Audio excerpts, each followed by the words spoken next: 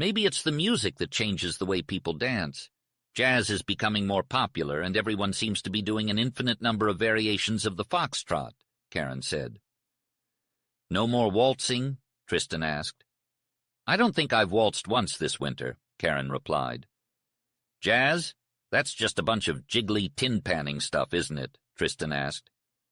Tristan, it's what the people want, Karen replied. The graceful waltz, like the stately minuet, thrived in a time when people rested more than they raced. That's a shame, Tristan said. After a brief moment of silence, Tristan turned his gaze to the fire and asked in a nonchalant tone, Does Morrison still pursue you? Karen chuckled.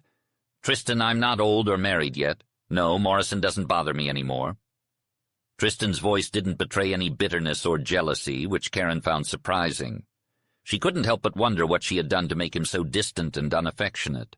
She longed for his touch and kisses, but he seemed to be lost in his own thoughts. Karen moved her chair closer to Tristan and extended her left hand, adorned with a sparkling diamond ring on the third finger. Tristan took her hand in his and smiled. It's a beautiful hand, Karen, but I'd prefer it to be rough and brown from hard work. Like Joyce Vandermeer's? Karen asked. Tristan nodded. Yes. Karen looked at him with pride. Everyone is born in different circumstances, Tristan. I respect your Western friend, but I couldn't do all the manual labor she does. I wouldn't be happy. Tristan furrowed his brow. But wouldn't you be happier if you did such work? Karen shook her head. No, Tristan, I'd be miserable. Tristan remained silent, lost in thought. It's not my pretty hand that I want you to see, it's my engagement ring, Karen said softly to Tristan. He responded slowly. Oh, well, she continued. I've been wearing it since you left New York 4 years ago, do you remember? You gave it to me on my 22nd birthday and said it cost 2 months' salary. Tristan responded with a hint of humor. It sure did. Karen grew more earnest as she explained. During the war, it wasn't difficult to wear this ring as an engagement ring should be worn. But after the war, especially after you left for the West, it was hard to stay true to the significance of this betrothal ring. There was a letdown in all women. Men were affected, too, by the chaotic condition of the times. New York was wild during the year of your absence. Prohibition was a joke. Well, I did what the other women in our crowd did. I went out, danced, dressed up, drank, smoked, and drove. Something drove me to it. I never rested. Excitement seemed to be happiness. Tristan, I'm not making any excuses for myself, but I want you to know that under trying circumstances, I was absolutely true to you. I mean true as regards love. Through it all, I loved you just the same, and now that I'm with you, it seems like so much more. Karen then addressed Tristan's hurtful letter. Your last letter hurt me. I don't know just how, but I came west to see you, to tell you this, and to ask you, do you want this ring back? Tristan replied forcefully, certainly not, and a dark flush spread over his face. Karen whispered, then you love me? Tristan answered deliberately, yes, I love you, and in spite of all you say, very probably more than you love me. But you, like all women, make love and its expression the sole object of life. I've been worried about keeping my body healthy and my soul pure, Tristan said to Karen. But dear, you're feeling better now? Karen asked with trembling lips. Yes, I've almost recovered, Tristan replied. Then what's wrong? Karen asked. Wrong? With me or with you? Tristan asked, studying her with a keen gaze. There's something wrong between us. Tristan, a man who has been as sick as you have been rarely finds happiness again, Karen said. You scare me, Karen cried, rising from her seat and sitting on the arm of Tristan's chair. She wrapped her arms around his neck. How can I help if I don't understand? Am I that ignorant? Tristan, must I tell you, no woman can live without love. I need to be loved. That's all that's wrong with me. Karen, you're still an imperious, emotional girl, Tristan replied, holding her close. I need love too, but that's not what's wrong with me. You'll have to figure it out. You're a dear old sphinx, Karen retorted. Listen, Karen, Tristan said earnestly, about this love-making stuff. Please don't misunderstand me. I love you. I crave your kisses. But is it right to ask for them? Right. Aren't we engaged? Don't I want to give them? Karen asked. If only I was sure we'd get married, Tristan said in a low, tense voice. Married? Karen cried, holding him tightly. Of course we'll get married. Tristan, you wouldn't leave me? Karen, what I mean is that you might never really marry me, Tristan answered seriously. Oh, if that's all you're worried about, you can make love to me now, Karen said. Late that night, Karen went to her room feeling soft and happy, but also disturbed. The darkness did not matter as she undressed, stumbling over furniture in the pitch-black room. Karen found the unusual proceeding of taking a peep outside before bed to be quite fun. The dense blackness of the night made the waterfall appear dimly opaque, and as she looked out she felt a soft mist wet her face. The low roar of the falling water seemed to envelop her, and under the cliff wall there brooded impenetrable gloom. However, above the treetops shone great stars that were wonderfully white and radiant and cold, with a piercing contrast to the deep, clear blue of the sky. The waterfall hummed into an absolutely dead silence, emphasizing the silence. Karen shuddered not only because of the cold, but also because of how lonely, lost, and hidden the canyon felt. As she hurried to bed, she was grateful for the warm, woolly blankets. Relaxation and thought brought consciousness of the heat of her blood, the beat and throb and swell of her heart, of the tumult within her. In the lonely darkness of her room, she might have faced the truth of her strangely renewed and augmented love for Tristan Mitterwald. However, she was more concerned with her happiness. She had won him back, and her presence and love had overcome his restraint. She thrilled in the sweet consciousness of her woman's conquest. How splendid he was! To hold back physical tenderness, the simple expressions of love, because he had feared they might unduly influence her. He had grown in many ways, and she must be careful to reach up to his ideals. Karen thought about Joyce Vandermeer's toil-hardened hands and wondered if that significance was somehow connected to the rift in their relationship. She admitted to herself that there was something amiss, something incomprehensible, something intangible that obtruded its menace into her dream of future happiness. Still, what did she have to fear as long as she could be with Tristan? And yet there were forced upon her, insistent and perplexing, the questions. Was her love selfish? Was she considering him? Was she blind to something he could see? The upcoming days were brimming with the potential for fun times with Tristan, but also carried a sense of foreboding for her. They could bring about conflict or difficult challenges, but also valuable learning experiences that would add meaning to her life. Chapter 3. Karen awoke to the sound of rattling in her room. She rubbed her eyes and saw Joyce on her knees, trying to light a fire in the small stove.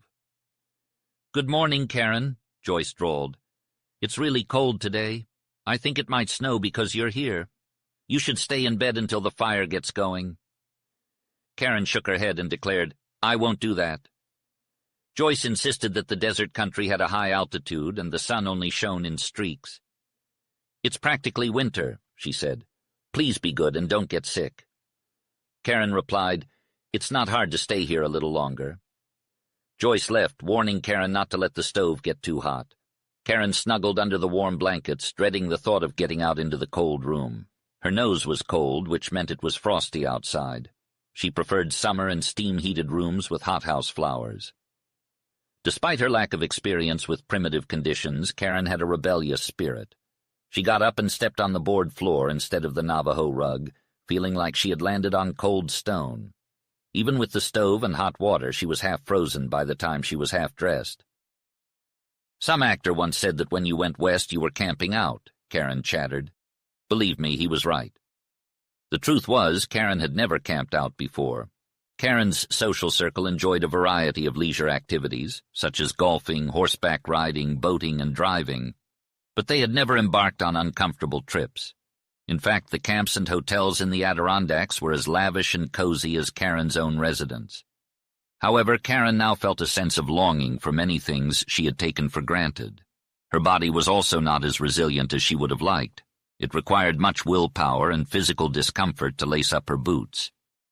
Nevertheless, she had made plans with Tristan to visit his cabin, so she donned an appropriate outdoor outfit. As she descended the stairs to the living room, she noticed that the sound of the waterfall seemed to have diminished. The cold might have caused some of the water to freeze, just like her fingers. Karen's first instinct was to warm up by the open fire, and her mother and Joyce found her eagerness amusing. "You'll get used to the sting of the air," Mrs. Vandermeer said. Karen was not so sure. However, after thawing out, she found herself unusually hungry and enjoyed her breakfast. It was now time to meet Tristan. "It's pretty chilly this morning," Joyce warned.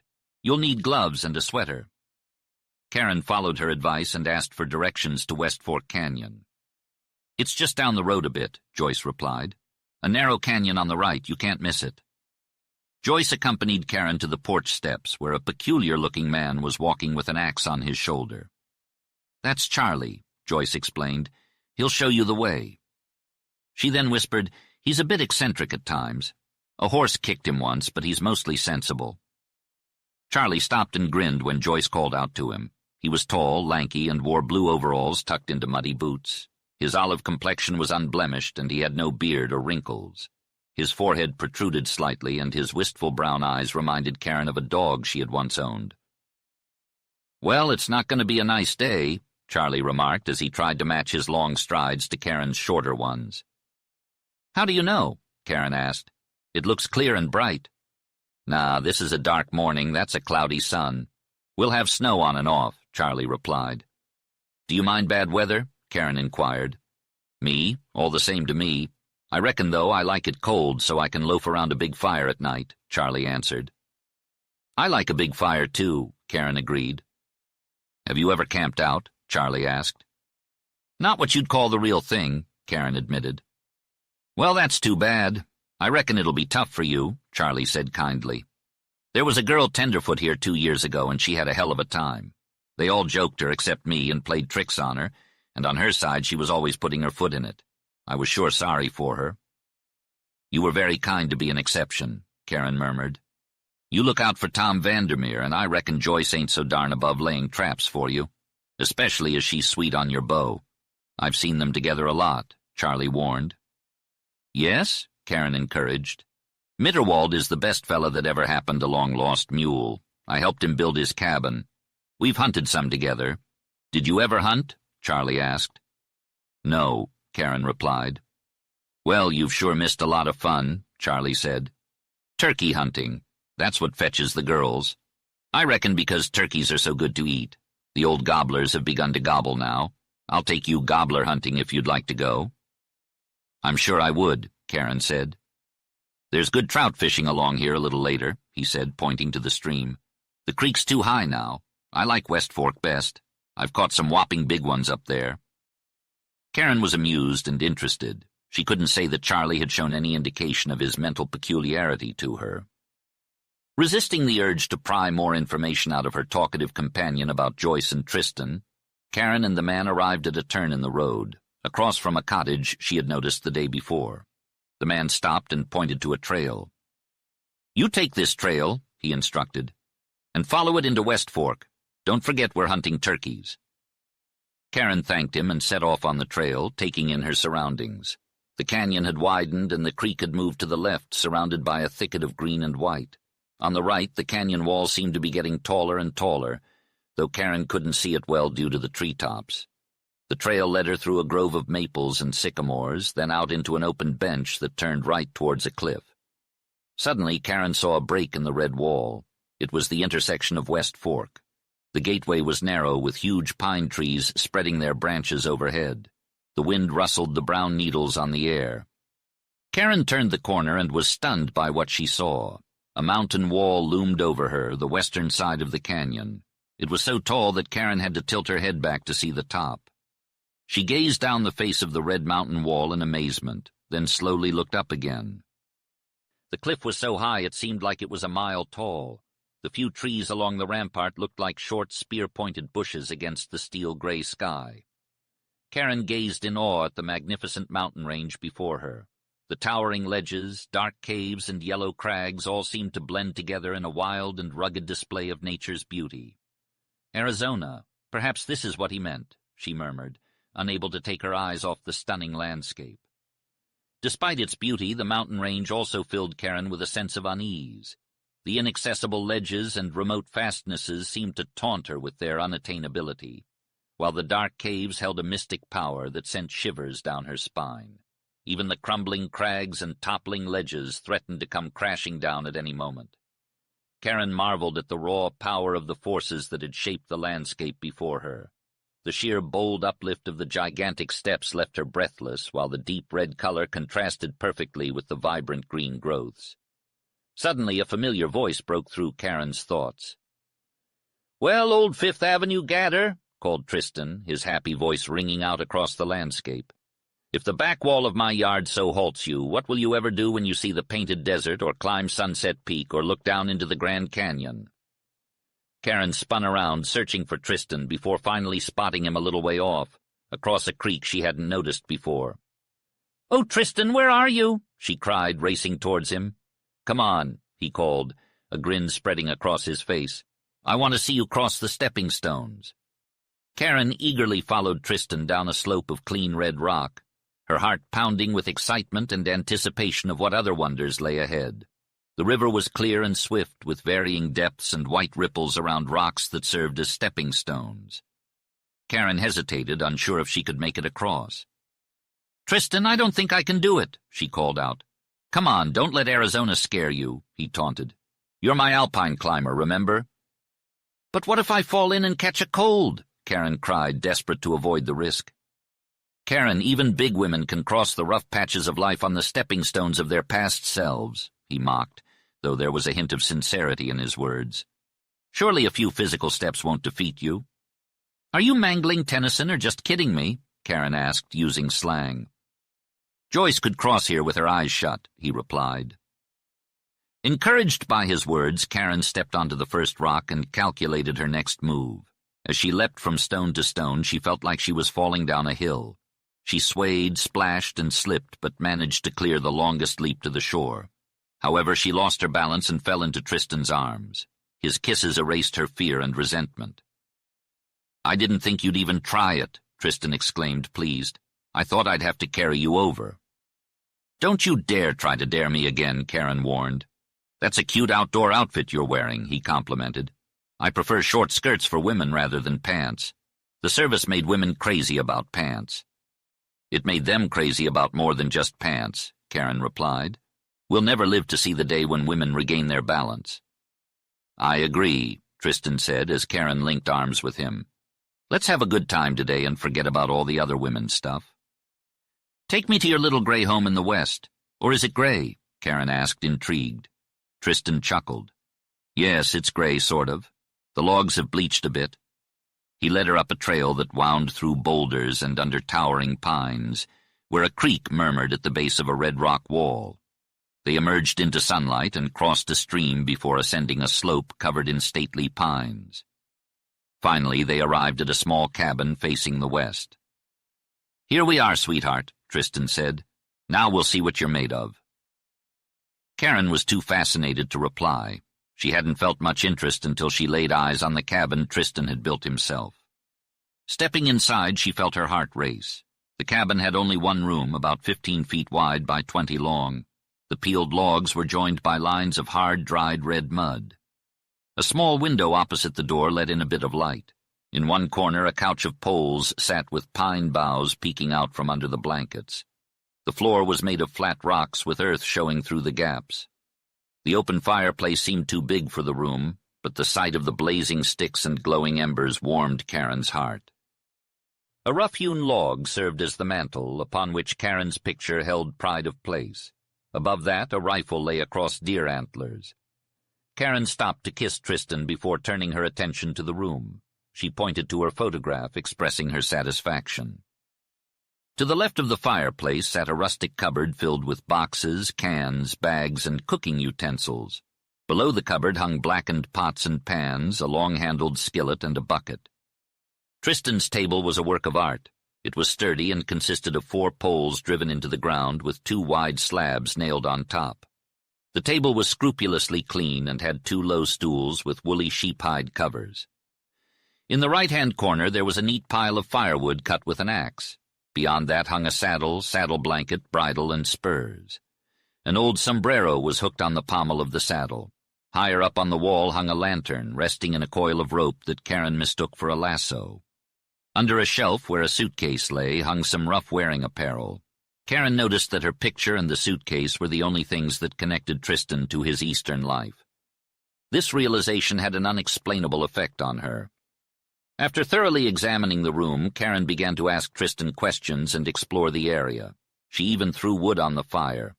Finally, after exhausting her search, she sat on one of the stools, gazing at Tristan in awe, admiration, and disbelief. "Tristan, you've actually lived here," she exclaimed. "Since last fall before the snow came," he replied with a smile. "Snow? Did it snow?" she asked. "Well, I guess," he answered. After being trapped by snow for a week, Karen asked Tristan why he chose to live in such a remote place. He simply replied that he wanted to be alone. When Karen referred to it as a camp-out place, Tristan corrected her, referring to it as his home. Karen was silenced by the low, strong sweetness in his voice that she had never heard before. As she gazed at the towering wall outside, tears filled her eyes, and she couldn't understand her own feelings. She was ashamed of them and hid them from Tristan. There was something wrong between them, but it wasn't Tristan's fault. The cabin he called home gave her a shock that would take time to analyze. Eventually, Karen tried to forget her strange feelings and focus on her admiration for Tristan and the cabin. However, the primitive dwelling seemed to have a strange power over her that she didn't understand. The stones in the hearth and the smell of burnt wood called out to her from a remote past and stirred up emotions she didn't know she had. She realized that there was a woman in her, and that the sensations from the logs, stones, earth, and fire had a strange power to call up emotions from ages past. She felt a thrill, a strange heartbeat, a vague memory of something like a childhood adventure, and a prickling sense of dread. These emotions stayed with her and grew stronger as she tried to show Tristan her pride in him and his cabin. At times, Tristan tried to broach the subject of his work in the West, but he hesitated and seemed somewhat appealing. Karen wanted some quality time with Tristan without any arguments. She knew from the start that she wouldn't approve of his work in the West and had planned to convince him to go back east with her, or at least by the end of the year. However, the rough log cabin and surroundings made her reconsider her approach. She didn't want to rush things and make things worse. "Tristan Mitterwald, I came here to see you for a reason," Karen said with spirit. "But since you're still loyal to your East Coast girl, why don't you entertain me a little before we talk business?" "Sure thing, Karen," Tristan replied with a laugh. "What do you want to do? The day is yours. I just hope you fall in love with West Fork by the end of it." "Tristan, I love people, not places," Karen retorted. "And that's one thing I don't like about this place, but let's not argue. What should we do?" "How about we go for a walk and explore until we're starving? Then we can come back here and you can cook dinner for me," Tristan suggested. "Sounds great. I know you're curious to see how I'll do, but you might be surprised," Karen said with a smile. "Let's go then," Tristan said as he took her hand. They stepped outside to find the sky half covered in gray clouds, encroaching on the blue half. Karen shivered in the cold air, realizing that the sun was the only source of warmth in this part of the West. Tristan guided Karen down a trail that led to a brook. He effortlessly lifted her up and carried her across, planting kisses on her along the way. "You're quite skilled at this," Karen remarked. "No, I'm not. But you're as lovely and sweet as you were 4 years ago.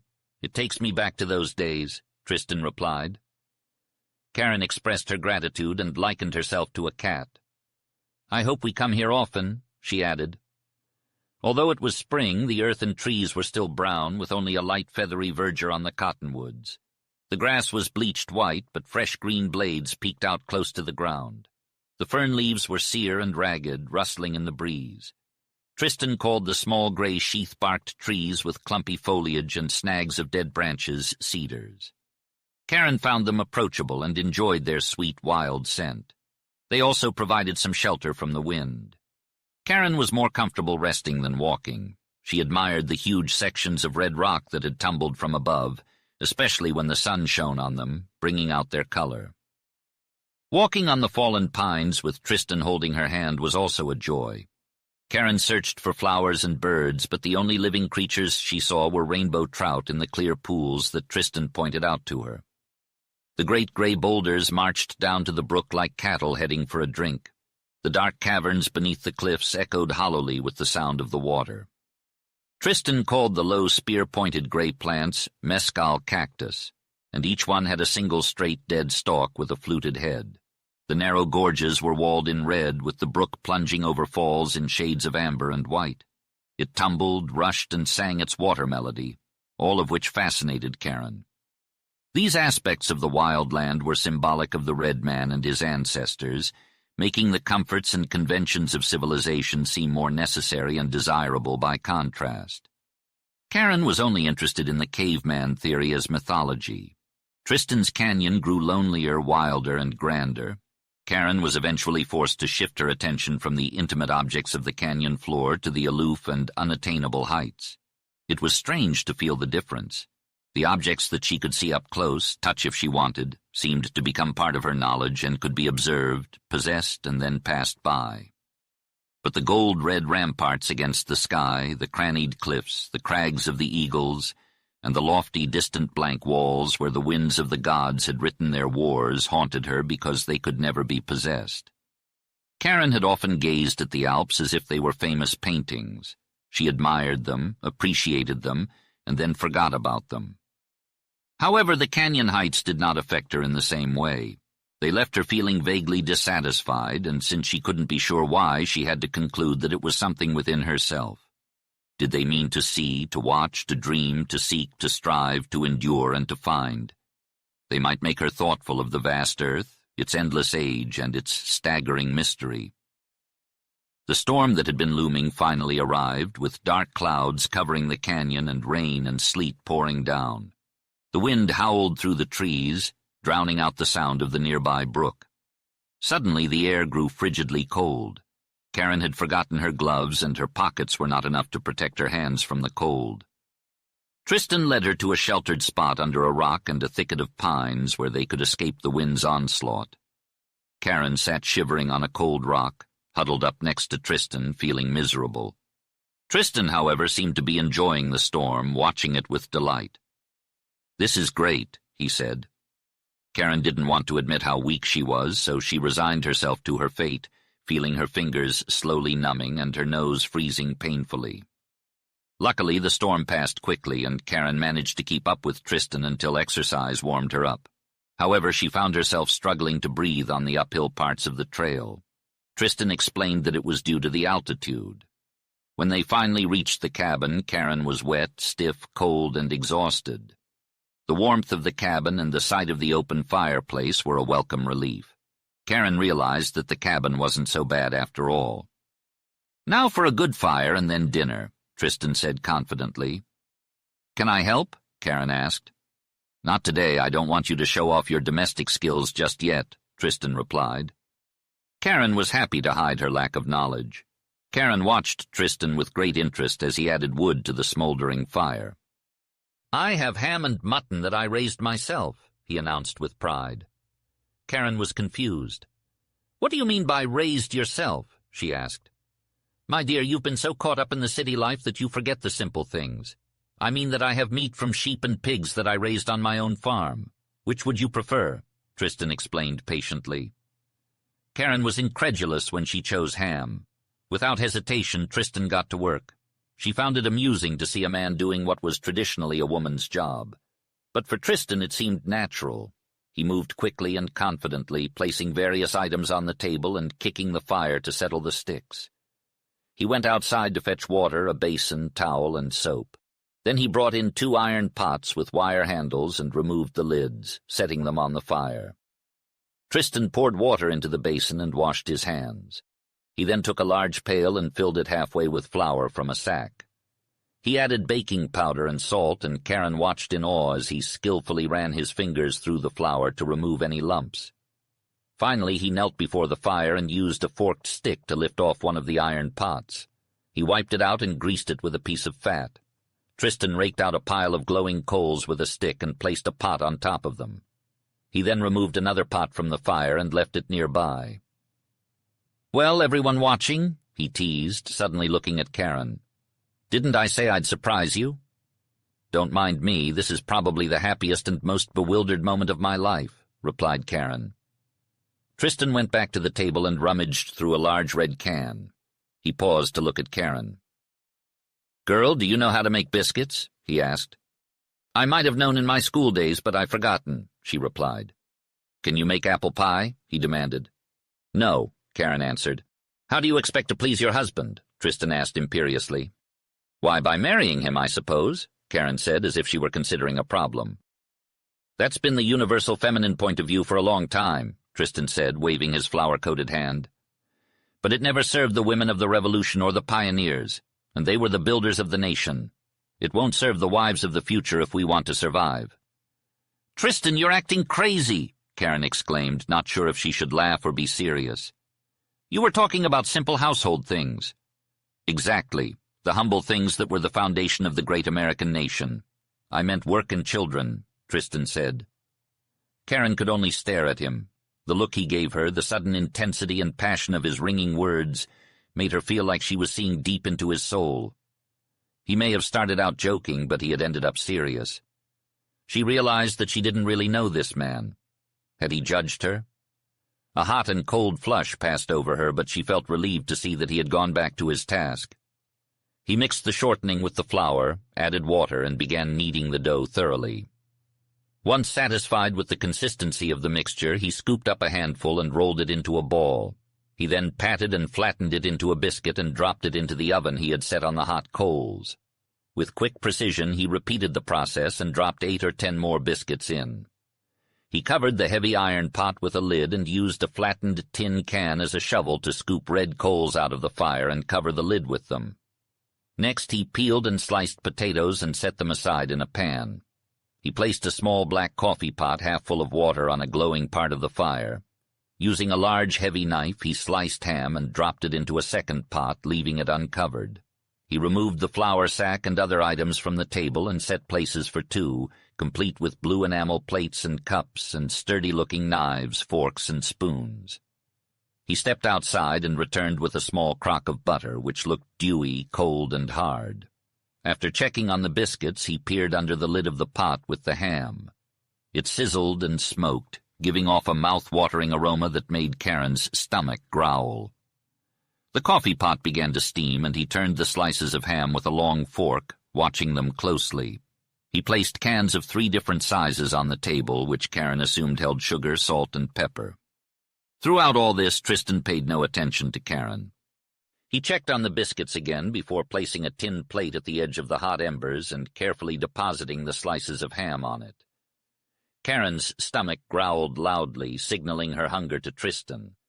The mere sight of the food made her mouth water.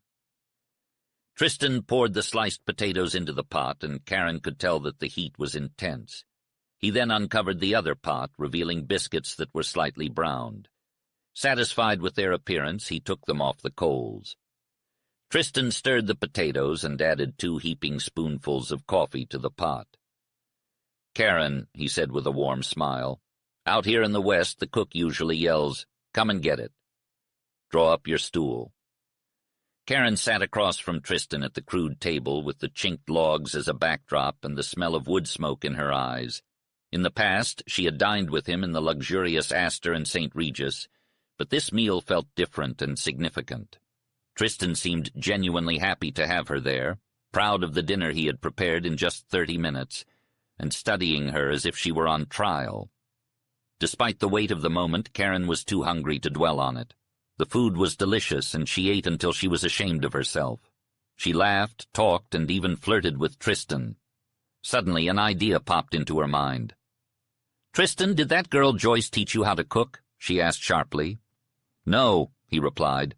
"I've always been handy in camp, and I was lucky enough to spend some time with an old fellow who was a wonderful cook. He taught me a thing or two." Karen felt a flush of embarrassment spread across her cheeks. "I don't know if it would have made a difference if Joyce had taught you," she said. "But I'm glad she didn't. I'd rather you learn things from me that no other girl could teach you." Tristan grinned. "So you think I'm a pretty good cook, huh?" he asked. "I've enjoyed this dinner more than any I've ever eaten." "Thanks, Tristan. That means a lot," Karen replied, beaming. "I always hoped I could surprise you. The West does something to you, doesn't it? It makes you want to do things well. Back east, meals are just something to hurry through, to dress up for, to eat because you have to. But out here, they're different. I don't know how to explain it. Money doesn't mean much in the West. You have to work to live." Karen leaned forward on the table, studying Tristan with admiration. "You're amazing, you know that?" she said. To come out here weak and sick and fight your way to health and learn to be self-sufficient. It's incredible. I can't even fully comprehend it." Tristan looked at her, his eyes shining with happiness. "I'm glad you're proud of me," he said. "I want to keep learning and growing, and I'm so grateful to have you by my side." As Karen made her way back to the lodge, battling against the biting wind and sleet, she couldn't help but smile to herself. Today had been a day she'd never forget. Tristan had been the perfect companion, fulfilling all her desires and needs. With the exception of a brief conversation about work and children, there hadn't been any substantial dialogue between them. They spent the day frolicking in his canyon and cabin, but did she present herself in the best light? A vague and confusing feeling nagged at the back of her mind. Chapter 4. The warm sun of early May gave Mr. Vandermeer the impression that it was the perfect time to check on his sheep interests in the desert. Of course, Tristan would accompany him. "Karen and I will come too," Joyce declared. Vandermeer nodded in agreement, and his wife thought it would be a great opportunity for Karen to see the beautiful desert country around Sunset Peak. However, Tristan seemed skeptical. "Karen, it might be tough," he warned. "You're not used to riding and camping out. You should ease into it." "I rode 10 miles today," Karen replied, "and it wasn't too bad." This was a slight deviation from the truth. "Karen is strong and healthy," Joyce interjected. "She might get a little sore, but she'll be fine." Tristan gave Joyce a piercing look. "I could drive Karen around in the car," he suggested, "but we can't drive over those lava flats. We'd have to send horses miles away to meet you. It's horseback or nothing." "We'll go on horseback," Joyce decided. "Karen is tougher than that Spencer girl who was here last summer." "I hope so," Tristan agreed. "You remember what happened to Miss Spencer on the ride to Long Valley, don't you?" Karen shook her head. "Bad cold, peeled nose, skinned shin, saddle sores," Tristan listed. "She was in bed for 2 days and never got on another horse." "Is that all?" Karen asked, pretending to be surprised. "I imagined Miss Spencer had a rough ride," said Karen, to which Tristan laughed and surrendered. "I'm glad you're excited, but don't blame me if something happens." The following day, Karen found herself on a stubborn Mustang, riding behind her friends through a cedar forest towards Deep Lake. Karen couldn't enjoy the scenery or her mount, as the cedars were small and the rocks were drab. Her pony had discovered that she was not an experienced rider and took advantage of this. Although Tristan had warned her against riding this particular Mustang, Joyce and Mr. Vandermeer had approved of her decision. When Karen asked the young herder what the pony's name was, he replied, "We boys always called him Spillbeans." Karen muttered, "What a beautiful cognomen." "I'll ride him or... Karen had trailed off, not sure how to finish her sentence. She had thought Spillbeans would be a good horse, but 5 miles into their ride through the cedar forest had proven her wrong. He had been fine until they reached the level ground, where he suddenly became hungry and stubborn. Karen tried to urge him on, but he refused to budge. When she gave him a kick, he jumped up and sent her flying out of the saddle. It was a painful landing, and Karen quickly realized that Spillbeans was not a horse to be messed with. Despite his stubbornness, Spillbeans seemed to have no intention of letting the other horses get too far ahead.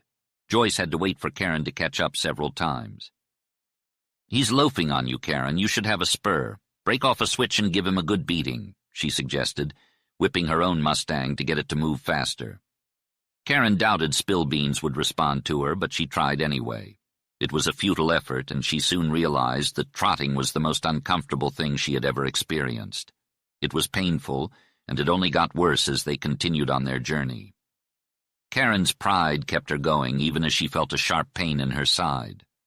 She realized that it must be the stitch that Tristan had warned her about, a common ailment for novice horse riders.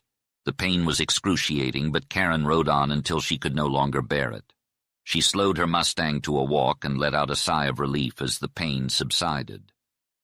Karen was used to riding in Central Park, but riding in Arizona was a whole other ball game. She regretted choosing Spillbeans, who may have looked good but was not a pleasure to ride. According to Charlie, the sheep herder, this Western girl liked to play jokes on people. Karen couldn't deny that Spillbeans seemed to want to stay with the other horses and broke into a trot, causing her more pain. Her left ankle felt broken, and the stirrup was too heavy for her tired foot. Her right knee was sore, and she was afraid of the stitch returning. She knew that if it did, she would fall off her horse. Luckily, the horses ahead slowed down on a descent, giving Karen a much-needed break from her pain. The road wound down into a deep canyon, and Karen felt grateful for the relief. As the afternoon progressed, the sunset was hazily shrouded in gray, and Vandermeer was concerned about the clouds. He predicted that they were in for some bad weather, but Karen didn't care. Karen was desperate to get off her horse, but the weather and other factors made it impossible. Tristan rode beside her, asking how she was feeling. "Best ride of my life," she lied bravely. It made her feel good to see that she had fooled and pleased him. Beyond the canyon, the cedar desert changed its appearance, with larger, bushier, greener trees growing closer together, and patches of bleached grass and russet-lichened rocks everywhere. Small cactus plants dotted the open spaces, and bright red flowers called Indian paintbrush added a pop of color to the otherwise gray landscape. Tristan pointed to the dark clouds that had gathered around the mountain peaks, creating a somber and captivating scene to the west. Eventually, the men and pack horses ahead stopped in a level green forest land with no tall trees. Karen saw a glimmer of water through the trees, and her Mustang sensed it too, starting to trot. But Karen had reached her limit of strength, endurance, and patience. When Spillbeans refused to stop, she kicked him, and then it happened. The reins were yanked out of her hands, and the saddle propelled her upward.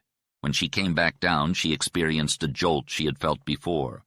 "Look!" Joyce cried. "That bronc is going to buck!"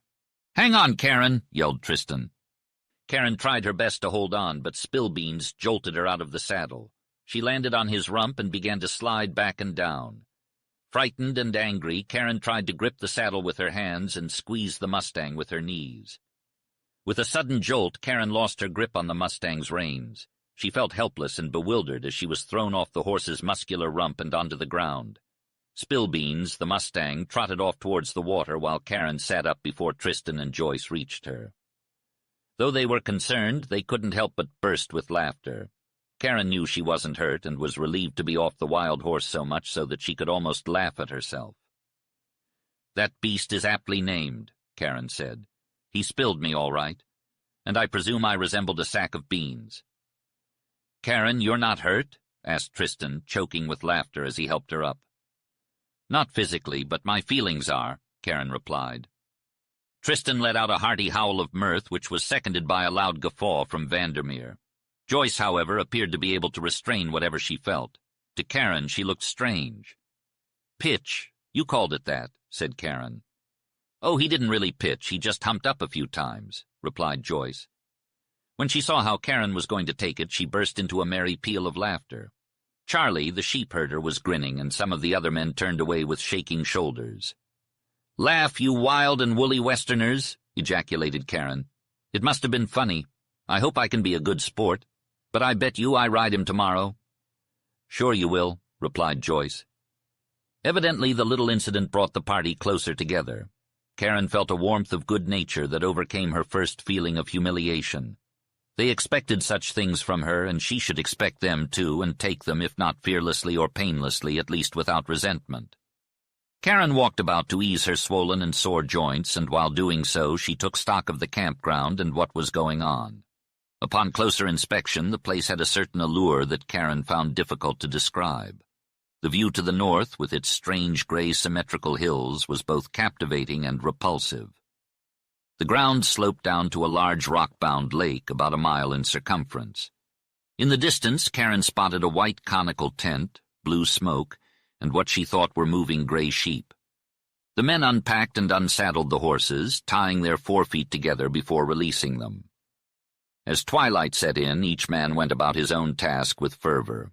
Tristan was busy cutting around the foot of a thickly branched cedar, where he planned to make a bed for Karen and Joyce. Karen could only see a canvas-covered roll that could be used for this purpose. Tristan untied a rope from around it and unrolled it, dragging it under the cedar. He then spread out the outer layer of canvas, revealing a thick pile of blankets. He pulled out 2 flat little pillows from under the top layer of blankets and placed them in position, turning back some of the blankets. "Karen, you crawl in here, pile the blankets up and the tarp over them," directed Tristan. "If it rains, pull the tarp up over your head and let it rain." Karen wasn't convinced that the cedar tree would keep them dry from rain or snow. "Tristan, what about animals and creepy crawlies?" she asked. "Oh, there are a few tarantulas, centipedes, and sometimes a scorpion, but they don't crawl around much at night. The only thing to worry about are the hydrophobia skunks." "What are they?" Karen asked, aghast. "Skunks are polecats, you know," replied Tristan cheerfully. "Sometimes, if one gets bitten by a coyote with rabies, they become quite dangerous." "He ain't scared of nothing and might just run up and bite you in the face," said Tristan, warning Karen about the dog. "Funny how they always go for the nose. 2 guys got bit since I've been here. One died and the other had to go to some fancy institute for hydrophobia treatment." Karen was horrified at the thought. "Oh, my goodness," she exclaimed. "Don't worry," reassured Tristan. "I'll tie one of the dogs up near your bed." Karen couldn't tell if Tristan's calm tone was for her benefit or just how he was used to talking. She wondered if he might even play a trick on her. She tried to prepare herself for the worst so she wouldn't look foolish if something did happen. As twilight fell, a cold wind blew through the cedars. Karen was too tired to move from the fire's warmth. Despite the rough cooking, she found herself eating heartily. She was surprised at how hungry she was. As darkness fell, the wind grew colder and the smoke from the fire swirled around them. Karen tried to avoid it, but it followed her wherever she went. The others in the group didn't seem bothered by it, but Karen couldn't escape it. Tristan even tried to make her more comfortable by offering her a seat, but she preferred to stand. As the night wore on, the men finished their tasks and gathered around the fire to smoke and talk. Karen tried to stay warm and keep out of the smoke, but it seemed to be everywhere. Tristan and Vandermeer were deep in conversation with 2 Mexican sheep herders. Karen couldn't help but think the scene was picturesque, if only the wind and cold hadn't made her so uncomfortable. The night was black, making it hard to distinguish the sky. The cedar branches swayed in the wind, and the sound of waves lapping a rocky shore echoed from the gloom. Suddenly Tristan held up a hand and said, "Listen, Karen." She heard strange, wild yelps that were staccato and piercing, making her shudder. "Coyotes," said Tristan. "You'll come to love that chorus. Hear the dogs bark back." Karen was interested, but doubted she would ever love such wild cries. "Do coyotes come near camp?" she asked. "Sure. Sometimes they pull your pillow out from under your head," replied Joyce. Karen didn't want to know more about desert beasts. She thought she heard one of the men say, "Big varmint prowlin' round the sheep," to which Vandermeer replied, "Reckon it was a bear." Tristan added, "I saw his fresh track by the lake. Some bear." The heat from the fire made Karen drowsy, and she longed for bed even if it was outside. Joyce called her to walk a little before turning in, so Karen followed her down an open aisle between some cedars. The far end of the aisle was dark and gloomy, with the bushy cedars all around, causing Karen apprehension she was ashamed to admit. Joyce talked about the joys of camp life and how the harder the outdoor task was, the more pride and pleasure one had in remembering it. Karen was deep in thought when Joyce grabbed her arm. "What's that?" she whispered, her voice tense. Karen froze. They had reached the end of the aisle and were turning back. The campfire's flickering flames barely illuminated the path ahead, and the shadows were thick. Suddenly they heard rustling in the brush and snapping twigs. Karen's spine tingled with cold shivers. "It's probably just a wild animal. Let's hurry," Joyce whispered urgently. Karen needed no further prompting. Joyce didn't run, but walked quickly, looking over her shoulder. She held onto Karen's arm as they rounded a large cedar tree that had blocked some of the firelight. The darkness wasn't as thick here, and Karen saw a low, furry, gray object moving. She gasped and couldn't speak. Her heart pounded and stopped. "What do you see?" Joyce cried, peering ahead. "Oh, come on, Karen, run!" Joyce's voice was strained, and she sounded nearly strangled with fear. Karen couldn't move. She was frozen, staring at the gray, furry object. It stopped, then started moving faster. It grew larger until it was a huge beast. Karen couldn't control any part of her body. Her legs gave out and she sank to the ground. A terrible panic took hold of her, making her icy, sick, and dizzy. The huge gray thing charged toward her. She heard thudding sounds in her ears. The thing leaped up and Karen turned to stone. Then she saw a gray coat tossed aside, revealing the dark form of a man. Tristan. "Karen, darn it, you scare so easily," he chided, laughing. She collapsed into his arms. The relief was as great as the terror had been. She trembled violently, but her hands found strength to clutch. Her heart and blood felt free from the icy grip that had held them. "Well, I believe you were scared," Tristan said, leaning over Karen. "Scared?" she gasped. "Oh, there's no word to describe how I felt." Joyce came back, giggling with joy. "Tristan, she really thought you were a bear. I felt her go stiff as a board. Ha, ha, ha. Karen, do you like the wild and woolly now?" "Oh, you tricked me," Karen exclaimed. "Tristan, how could you? Such a terrible trick. I wouldn't have minded something reasonable, but that. I'll never forgive you." Tristan felt remorse and kissed her in front of Joyce to make amends. "Maybe I went too far," he said. "But I thought you'd have a momentary scare, enough to make you yell, and then you'd see through it. I only had a sheepskin over my shoulders as I crawled on my hands and knees." "For me, you were a prehistoric monster, like a dinosaur or something," Karen replied.